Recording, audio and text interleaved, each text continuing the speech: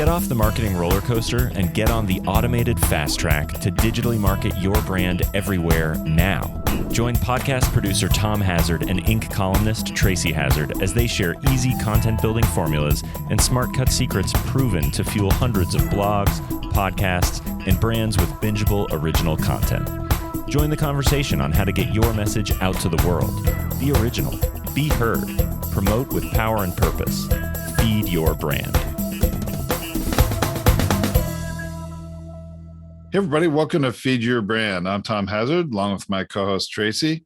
Today, we've got a very different kind of a topic to share with you. Tracy, you want to let everyone know what it is? Yeah. So we're going to talk about accessible websites, ADA websites, ADA compliance with websites. So this is a controversial topic that's sort of been coming up and in the news for a while, because there's been some organizations going out there and suing websites for being not as accessible as they could be. And what that means is accessibility. So the American Disabilities Act, ADA, has Title III, which says that if you have a location for your business, it needs to be accessible to people with disabilities.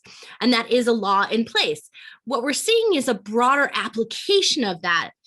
It was already applied to local and state governments, had to have accessible websites by a definition already established, because they have to provide information for all people, right?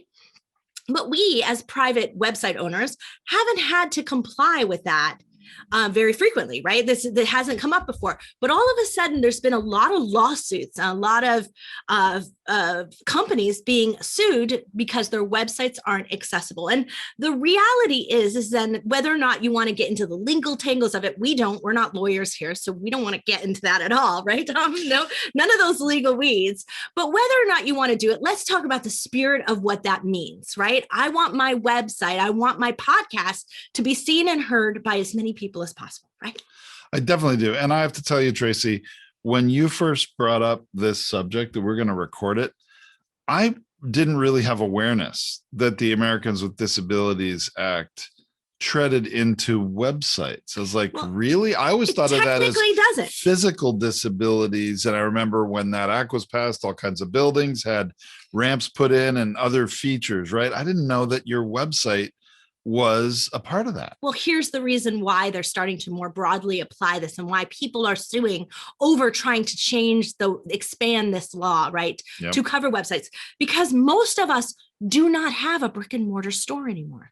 We only have a website. So if you're only web-based, that is your presence. And the Title III talks about your presence to the broader community, to the people that you're looking to serve.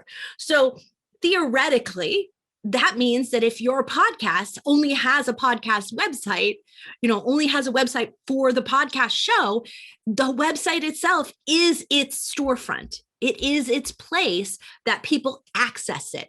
So do I want to be the kind of company, do I want to be the kind of podcast host who has the most accessible show as possible? Absolutely, we do. One of the things is that we have all of our videos have captioning on them. Why do they have captioning on them? Because that's great for the hearing impaired, right? We want to have that. And we have video, audio, blog, right? Why do we have all three of those things in everything we do? Because we want to be seen, heard, found. We want it all to be able to seen, heard, read, right? We want it all to be there for as many people in the way that they want to consume it. But what about the way they need to consume it, right? And so what I'm going to talk about today, I had my team do. So we spent 3 months exploring this out, figuring out all the different pieces and all the different things that we might need to make our websites more compliant. And what do they look like? Now, there are a bunch of websites out there, Accessible Metrics and accessible.com. Like there's a whole bunch of them out there that offer these things. I'm not going to make a commentary about it, about which ones are better than others. Clearly, we used a couple of different ones and we were testing it out to see and try to get the broadest look at what could happen. But here's what happened to us that's so surprising. It looks better. I was shocked. I have to tell you, I heard that, we're going to make our website ADA compliant. Okay. I didn't know what that meant. Did that mean all the text is going to be huge because people that can't see as well need big type and we're going to have to scroll more? And I mean, I really didn't have a good concept of what this meant, but I have to tell you, I was shocked, pleasantly surprised and shocked at actually how much better it did make our website feel. And so was our web team, I have to tell you. Like, they were very surprised. So the whole spirit of ADA is to make full and equal enjoyment of goods, services, facilities, privileges, advantages, or accommodations of any place of public accommodation, right? And so take that to mean of any place of public consumption, right? Like, so I think about it that way. So that was the spirit of what we were trying to do. So we said, okay, so we don't know what kind of disability someone who might be, trying to go to our website has. We can assume they might have seeing issues, they might have hearing issues, that might be some of the most predominant. So that's part of what I think it takes a look at most prevalently. But here's what I know. Yeah. Color blindness. Oh, right. It's a form of seeing issues that we don't know. Did you know that there are 300 million people worldwide that are colorblind? By a scientific standard, 300 million. That's almost the entire population of the United States. I was just thinking that.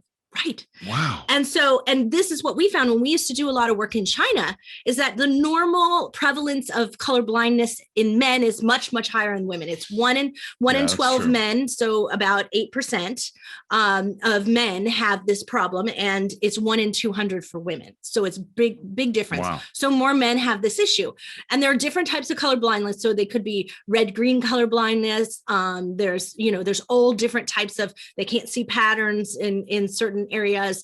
There's also true absolute full color blindness, right? That happens as well. It's a lower percentage of the population. But so by any definition of being able to undersee one color in the spectrum, you would be defined as colorblind. So we're talking about 300 million people who we may not be accommodating by what we're doing with our color selections for our website, because we're choosing colors based on our brands and our what we like, what we want, what we want to convey. We're not thinking about the readability and the viewability of what we're doing. So color was the most significant thing that we did first.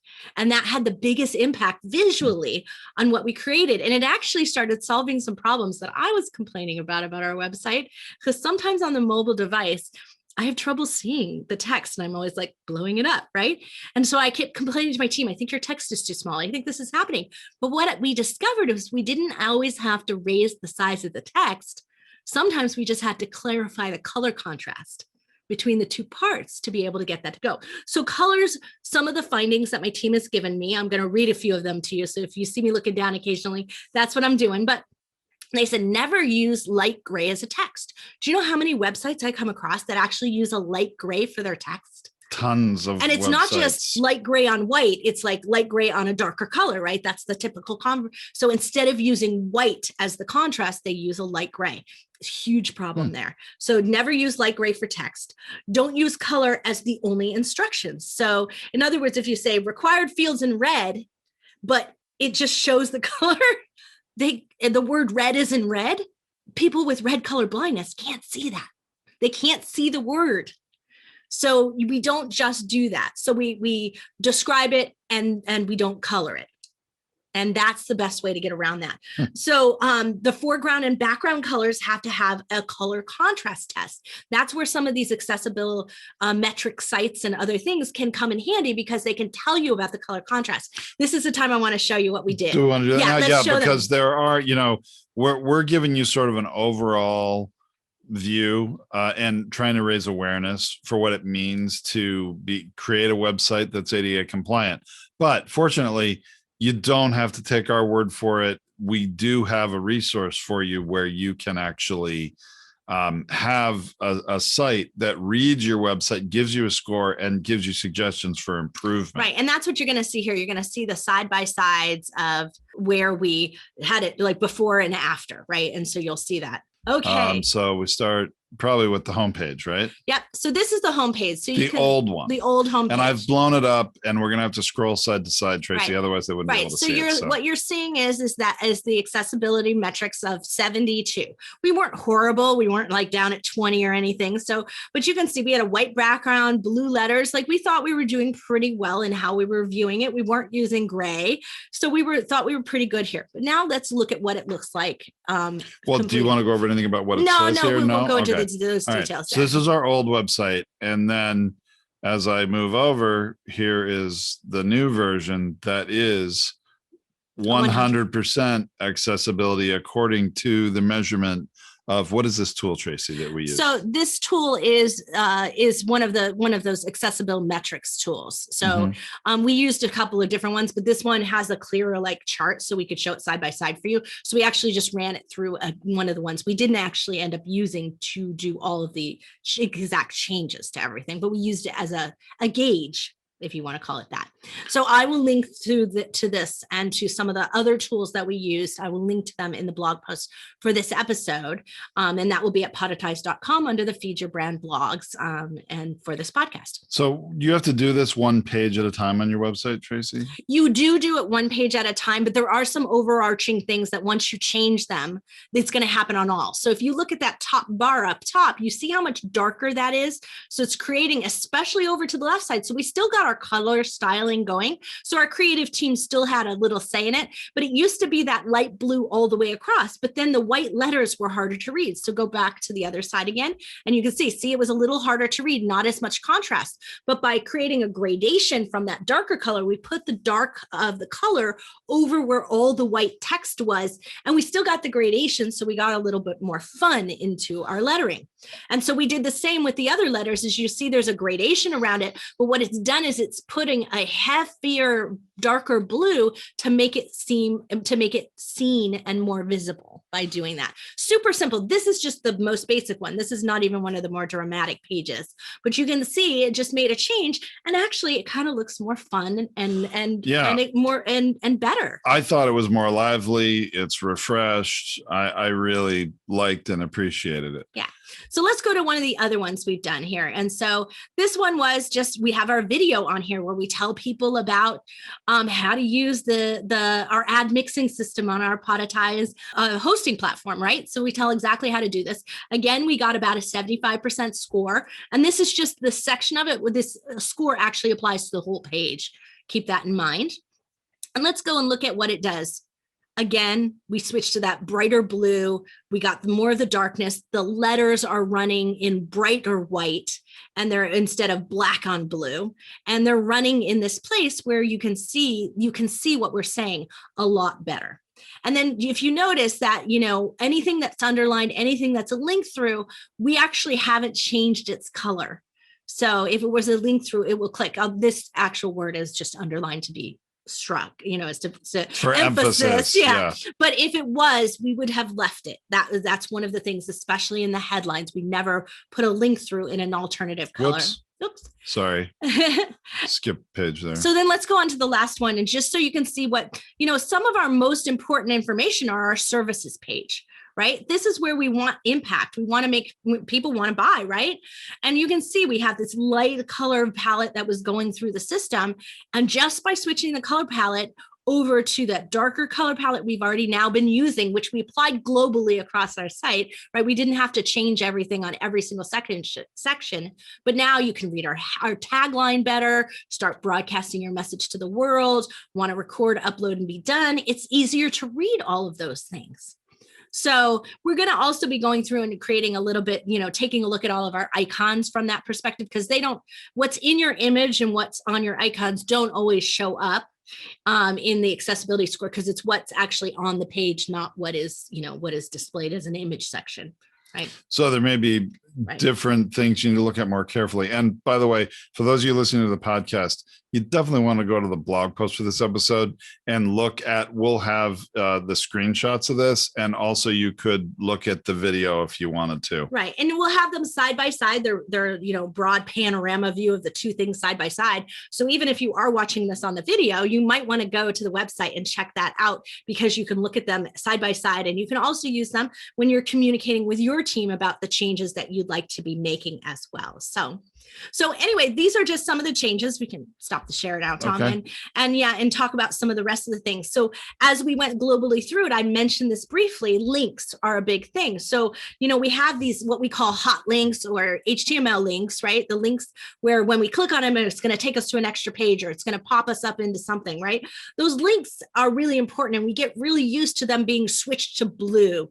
But if the surrounding text, if all the other things makes it difficult both for us to read that color, and for it to be seen by someone. So we want to never make links in red, green.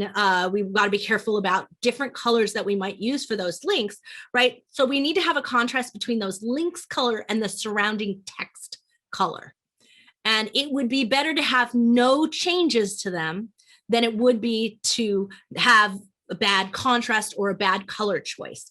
But the accessibility wants us to have a contrast so that we know clearly the difference between something that's linkable and something that's not, right? So that's why that bright blue that is typically used in the link, so many people branding people like to change that on their website and get like fancy with it. And, I have a purple website. I'd like to have purple links. It's not a good idea if the colors are not in high enough contrast between it.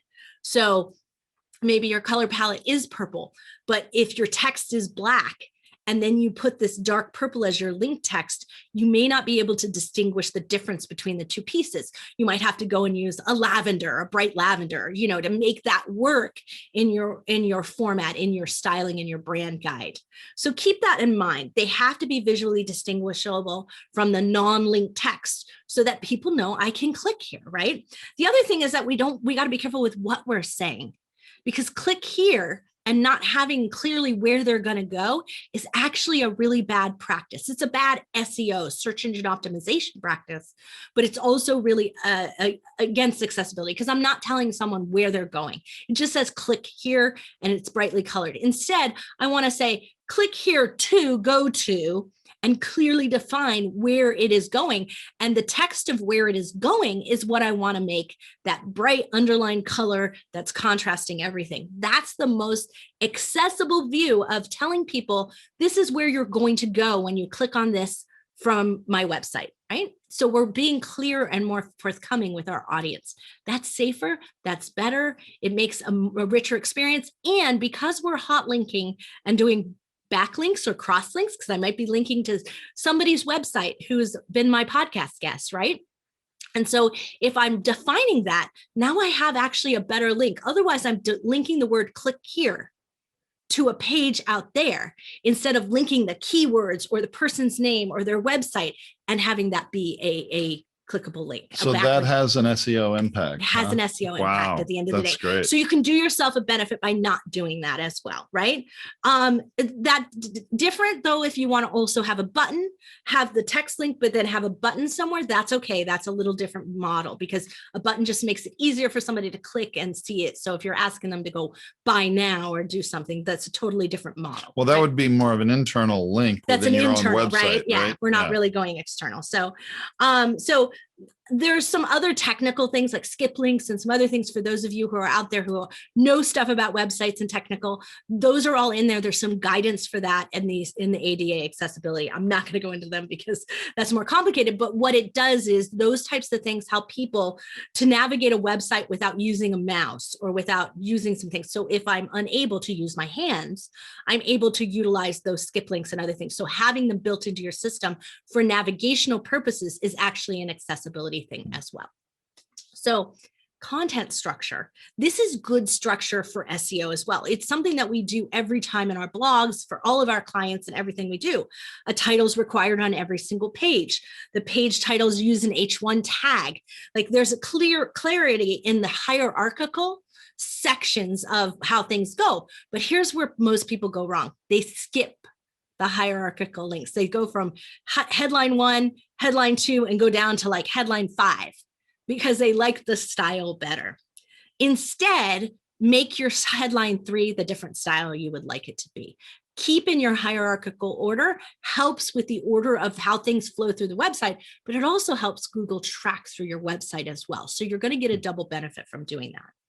Boy, Tracy, it would seem to me that there probably are a lot of web designers out there or brand designers, graphic designers that are not going to like a lot of the restrictions or the realities of making a website ADA compliant. I mean, I think we've shown in the case of our website how it can actually improve your website, make your website better.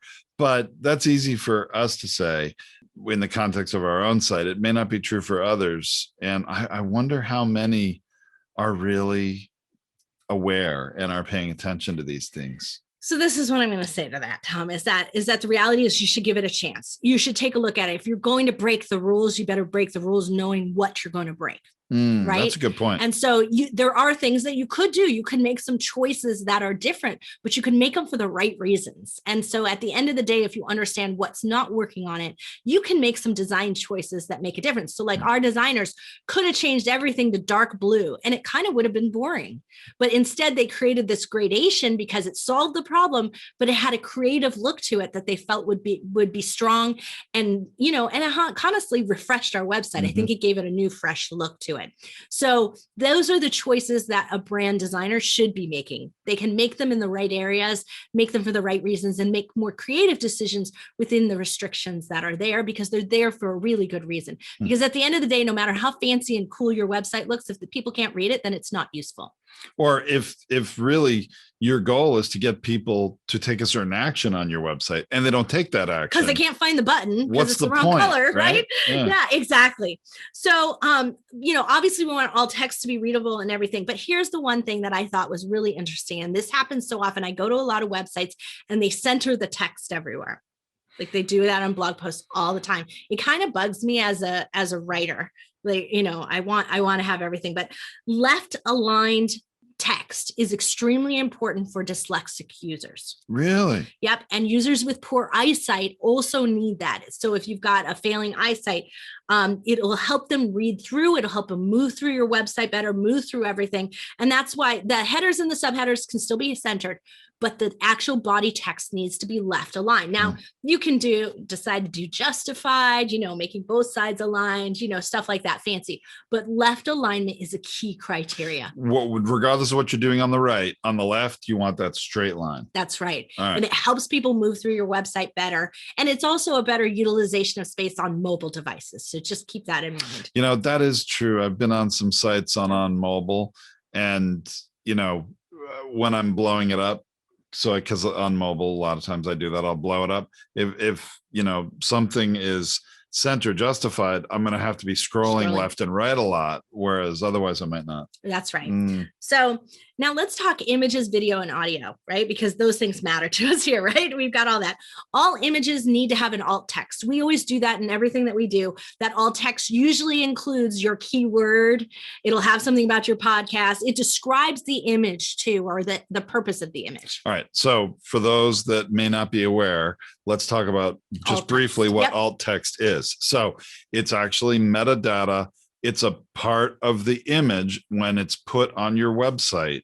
You don't see it, but the images are files, and those files have metadata and the keywords, which, like Tracy said, for our clients, when we're putting images in their blog posts on their website, we always have alt text that has the most important keyword phrase or phrases that episode is about, and that image gets associated with that alt text in Google image search. Right. So again, this has a search engine optimization application to it, but it's also extremely important for someone who can't see it, because a lot of the visually impaired websites and assisted devices read that alt text to them.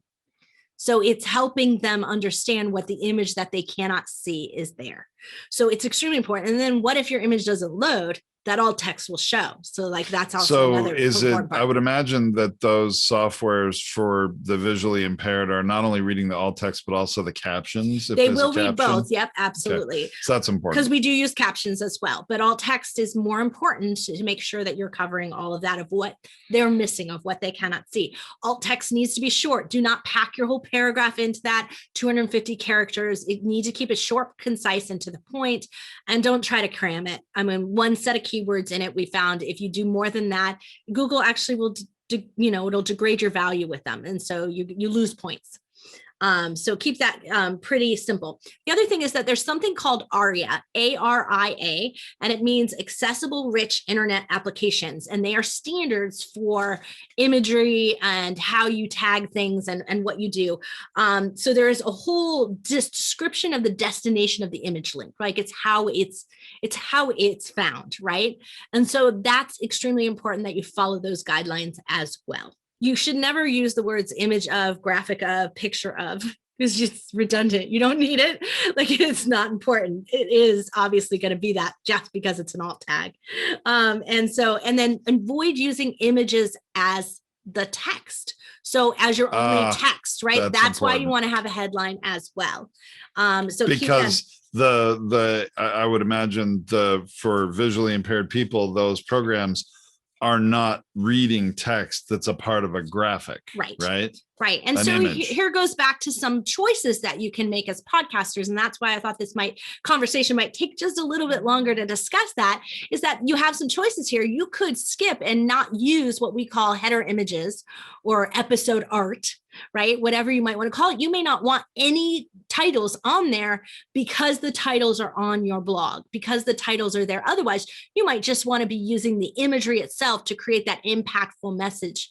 We have a few clients who are out there doing that because they clearly understand that the text and the image behind it can compete for your visual space, right? It confuses your mind. So there is a lot of thinking about this that says we may want to make a separated. Now, not using that episode art, using that image with the text on it, it's something you should really use in social media though, and share, right? There's a place for it. Yeah, that was something I was going to mention, Tracy, because I know we have clients that have some websites where, yes, their header image for the graphic is right at the top of the image and the title is within the image. But some clients don't like the idea that the title of the episode of the blog post is also in text above that image or just below that image. Here we can understand why it's important to have that title in the actual text of the blog post, even if it's in the image, because I would want it in both places for my podcast. I just want to say that, because when I share the URL for the blog post on social media, it pulls that header image and populates it. That's the first thing people see. And having that title in it, I think, is a good thing. It's, like you said, more important on social for people to see it visually than it is on your website. But, right. And that's why some people use featured image structures or other ways to draw it into social media that way. The use of these things, like what we call ego bait, or your like imagery of your quote of what you're saying about your guest, anything like that, all of that being utilized, the episode art being utilized in social media. It's a different model than what we're talking about here. We're only talking about websites, because the website usage is someone trying to use all your data, all your information, get more from you. It's a different model than just capturing their visual attention on social media so that they will click through and go to your website and find out more, right? Different model of how we do things. Instagram is not made for accessibility and just the whole way that it's done. So just think about that. Is that where is your audience and what does that matter for you? But for the website purposes, this is why we're kind of going over these things, because the website is different. It is serving your community or it is selling things in your business, right? It is selling you and your business, and that's important. The videos and audiograms, I kind of just mentioned them briefly, like those things all need captioning and subtitles. We do that automatically for all of our clients when we do that, but these things need to happen. You can turn them on. Like there's a setting in YouTube and there's settings on social media. You can turn these things on. They can auto generate for you. You can have them generated. We prefer to be in control of it so that it's right. Well, especially with the audiograms, which are these 30-second to 1-minute clips. For that, we're not using an auto captioning. We do, like you said, we do that to make it right. But for a full-length video, that's a lot of work. So using the feature available on YouTube makes a lot of sense there. Right. And here's some of the big things going on in the industry. Spotify, Google, lots of other places are providing auto transcriptions, which are awful, let me tell you. Auto transcriptions of your podcast for accessibility. Spotify just made the announcement that they're doing it on all their own original shows. So a limited subset of the shows that they run, right? The ones that they create originally themselves, they're controlling, and they're putting out transcripts for all of those within their app so that they can be audio book style read to people by their bot. I believe that's what's going to happen with it. I don't know why you need it with a podcast, but that's beside the point. They've decided that they're going to do this with everything that they have out there. So these things are going on, but not having a transcript for your podcast is an accessibility disservice. And so be thinking about that if you are not utilizing that already, now is the time to start thinking about it before some auto bot does it for you. And then it's really bad. Having a method to pause, stop, go back, being able to control the audios and the videos is extremely important. There are some players out there, some of those cheap players, the free players that come from various places for your podcast audio files that don't give you controls. Once you start it, you got to quit the page to do that. It's important to control the speed. Let me slow it down for myself.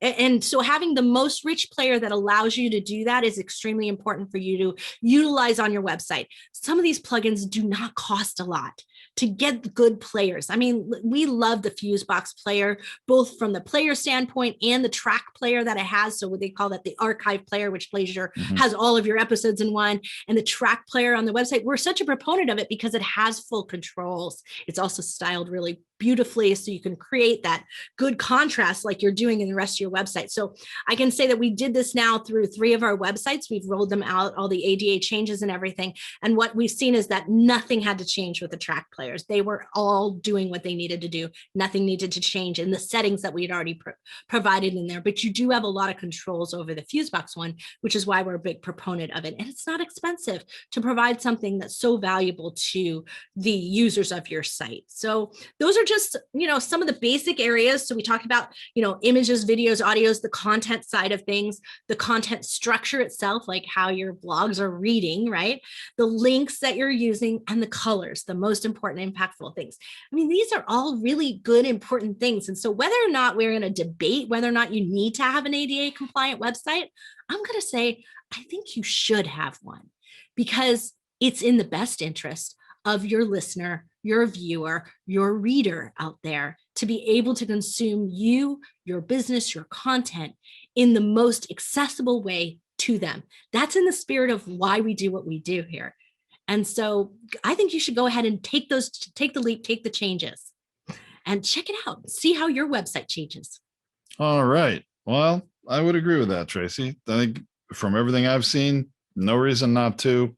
Maybe there is an extreme case. There is a reason not to follow all of them, but it's definitely worth trying. All right. Well, hey, hope everyone enjoyed that. Remember, you can go to the blog post at podetize.com for this episode to see the images that we were talking about, side by side, before and after images, and or watch any part of the video that you might want to watch. And I guess that's it for today. We'll be back next time. Thanks for being with us on an episode of Fuse Your Brand. For more tips, tactics, and strategies, visit us online at podetize.com or on social at Podetize. Thanks for exploring the power of podcasting and how to be seen, heard, found, and rewarded in our noisy digital world. Keep on podcasting.